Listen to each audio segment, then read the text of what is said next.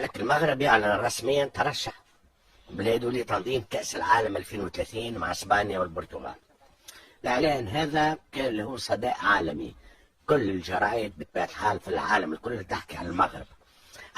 عادي يا وليد، المغرب دخل عالمية عنده مدة، ترشح لتنظيم كأس العالم، راهو السادس ترشح للمغرب كما الملك محمد السادس كلها في الستة، معناها عنده أكثر من 30 سنة والمغرب كل معناها كأس عالم يقدم الترشح نتاعو، وعنده 30 سنة جاهز لتنظيم كأس العالم. نتذكروا 2010 مع الأفريق دو سود اتهمت جنوب أفريقيا وأنها بين ظفرين تحيلت عن المغرب باش نحيي لها التنظيم.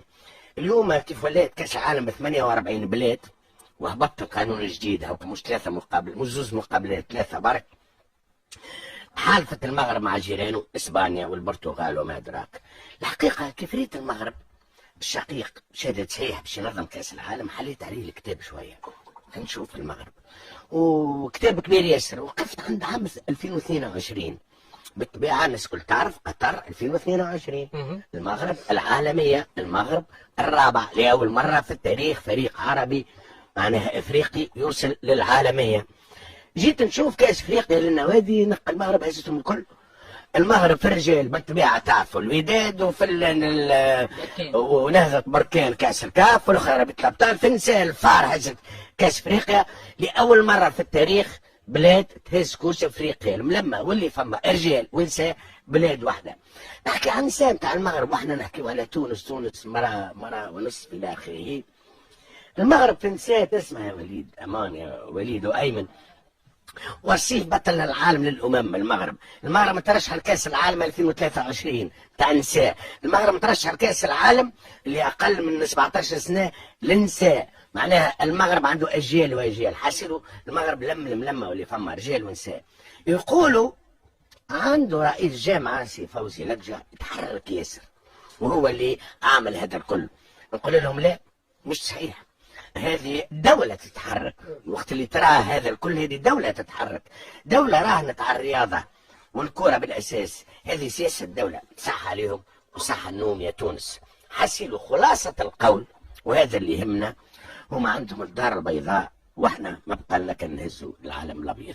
تعليقك كلام في الصميم الاستاذ كالعاده، كلام في الصميم. انا الحقيقه حكي على فوزي لقجع، انا فوزي لقجع نعتبره تعيين سياسي بامتياز، ما كانش تعيين رياضي. معناتها تعيين فوزي لقجع على راس الجامعه المغربيه لكره القدم، ربما فوزي لقجع اليوم معروف ومشهور اكثر حتى من وزير الرياضه المغربي. صحيح، فهمتني؟ لانه اليوم المغرب اتخذت من كره القدم وسيله كما قال الأستاذ باش تمشي لبعيد في عدة مجالات. ثم استراتيجية واضحة، استراتيجية بنات اليوم عندها سنوات، ناس عارفة وين تمشي، ناس زادة خلينا نقول الأستاذ الاستقرار السياسي عاونهم نوعا ما، عكس تونس اللي صار سياسيا اكيد ياثر في جميع المجالات. ناس حطت برشا فلوس، ناس بنات لي كومبلكس معناتها تشوف بارتو. الاكاديميه تاع محمد السادس اللي خرجت النجوم الكبار اللي عاونوا برشا المغرب باش حققت الاهداف نتاعها، خاصه تواجد في المرتبه الرابعه في كاس العالم الاخيره. اليوم حتى اللاعبين مزدوجي الجنسيه ما عادش يخموا برشا باش يجيوا للمغرب وباش يضيفوا من الناحيه الرياضيه. دائما خاطر كي يشوفوا الدوله شنو قاعده عامله، يشوفوا قيمه المغرب، يشوفوا الناس شنو قاعده تحكي على المغرب. اليوم صدفتني الومزه الترويجيه نتاع لقاء المغرب والبرازيل الودي. صحيح استاذ، حاجه روعه، حاجه روعه. انا ما نذكرش احنا استغلينا مقابلتنا مع البرازيل باش عملنا حاجه ولا روجنا الحاجه ولا قعدنا كان في حكايه التساكر، وشكون باش ياخذ التساكر، وشكون باش يمشي، وشكون باش يجي، وشكون باش يدخل. حاسيلو معناتها ناس كما قال الاستاذ اليوم اعلى هرم السلطه. عملها فيش مخدومه بينت، اي مايكروسوفت بينت.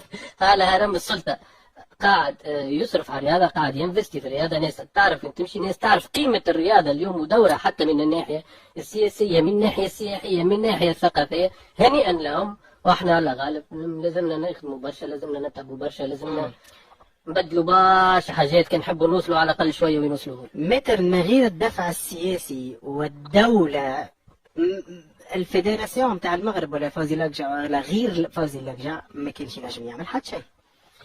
وهذا الغايه من الافتتاحيه اللي عملتها اليوم. وي. انا نفرح برشا للمغرب، نفرح المغرب بلاد نحبوها، بلاد نورتنا، بلاد عاطفنا معاها، بلاد شيختنا في كأس العالم، بلاد خليتنا وقت اللي تونس خرجت كملنا نتبعوا في كأس العالم واحنا باهتمام، ومش نتفرج وبرك وإنما نتحمسوا. دونك ولكن في نفس الوقت تعطي فينا في الدروس، تعطي فينا في الدروس. شو الدرس؟ الدرس الأولاني هو أنه راهي كرة القدم مش رياضة، راهي كرة القدم سياسة دولة، راهي كرة القدم تجيب لك السياح.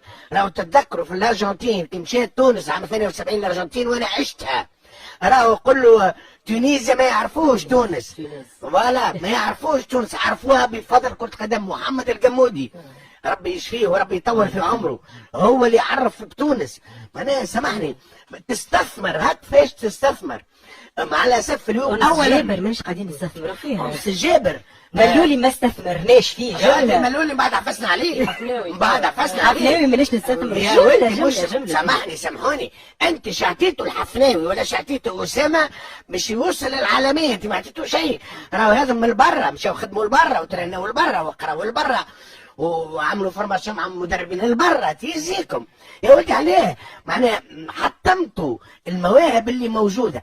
النقطه قلت لك الدرس الاولاني وانا سياسه الدوله زايدك. الدرس الثاني وهذا علاش انا جبت في الاخر قلت احنا الرايه البيضاء ماينه صح عليكم يا مغرب ما تونس ماينه. عليه خي اسمه رئيس الجامعه فوزي لجع ولا شكونه ما هو يخدم مع الدوله، يخدم مع وزاره الرياضه، يخدموا مع بعضهم في نفس الاتجاه. احنا اليوم مع الاسف ايش نراو؟ اليوم نراو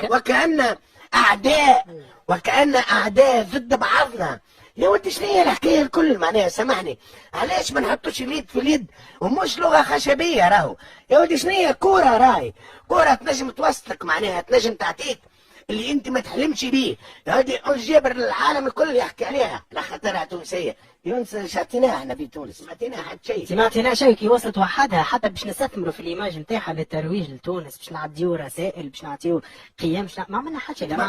لا مع الحفاظ لا مع الملول ما حتى شيء هذا تدعو اذا انه يحطوا اليد في اليد معناتها وينسوا الخلاف بالطبع. يا ولدي هل تعتقد انه هذا ممكن اليوم؟ ممكن يعيشك مش ما بيناتنا حرثه ولا ورثه بعد تحجير السفر وبعد يا ولدي تحجير السفر ماهوش وزير الرياضه وامور اخرى. معناها يا ولدي حطوا اليد في اليد بيخدموا مع بعضكم. شنو عندكم حرثه ولا ورثه؟ وسامحني الاثنين راكم ماشيين